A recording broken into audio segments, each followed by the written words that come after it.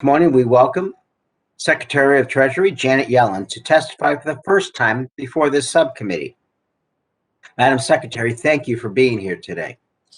The Department of Treasury plays a vital role in stabilizing and supporting the U.S. economy. That did not go unnoticed as the subcommittee and Congress put together much-needed relief packages to support individuals, families, businesses, industry, states, territories, tribes, counties, and others affected by the COVID pandemic. We tasked Treasury with leading much of the federal government's relief, and I commend you and the hardworking staff at the department. You have worked tirelessly to implement these programs that have proved a critical lifeline to so many Americans struggling through these difficult times. We realize, however, that much more work remains to be done to ensure the economy that works for everyone. The fiscal year 2022 budget for the Department of Treasury reflects that, requesting $14.9 billion, an increase of $1.4 billion over fiscal year 2021.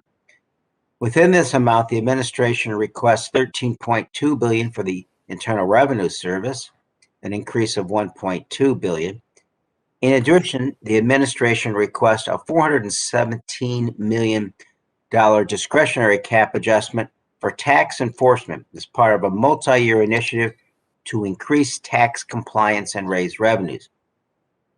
I'm eager to hear how these funds will help the IRS better identify those that are underpaying their tax obligations and fulfill the goals outlined in Treasury's report on the American Families Plan Tax Compliance Agenda.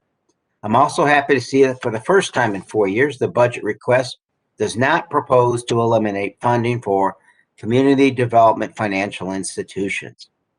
This year's budget supports CDFI at $330 million, a $60 million increase to drive capital and expand economic opportunity in distressed communities.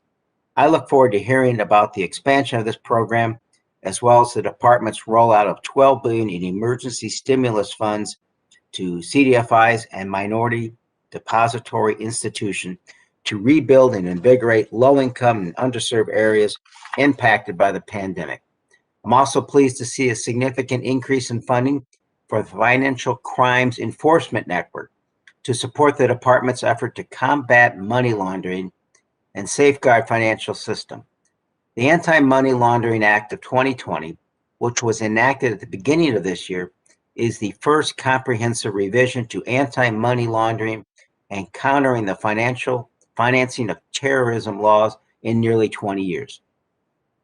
The budget requests $191 billion for FinCEN, an increase of $64 million to implement the numerous reforms mandated in this act. I look forward to discussing how these new authorities and additional funds will help Treasury and FinCEN protect the integrity of the U.S. financial system.